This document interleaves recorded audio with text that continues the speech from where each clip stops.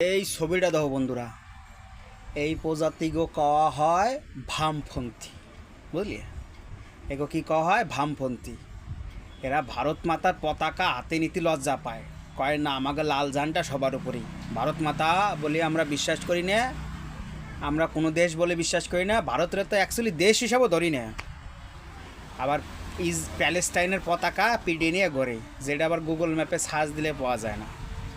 ঠিক আছে, তাহলে সে এগো কি কয়, এরা হচ্ছে বামপন্থী। খাবে দাবে ভারতের, গান গাবে প্যালেস্তাইনের।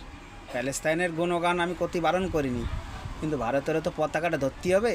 এতগুলি পতাকা দেখতেছিলেন ময়দানে, যা ভিডিও দেখলাম, একটাও তো দেখলাম না ইন্ডিয়ার পতাকা আছে ওখানে, কিন্তু প্যালেস্তাইনের পতাকা ছিল। তাহলে আপনারাই ভালো করে বোঝেন, প্যালেস্তাইনের যারা সাপোর্ট করে তাকে ভামপন্থী ছাড়া কী কব। এরা তো ভারত মাতার ছেলে না, এরা হচ্ছে প্যালেস্তাইনের ছেলে। ঠিক আছে, তাহলে ভামপন্থীরাও যা, প্যালেস্তাইনেরাও তা।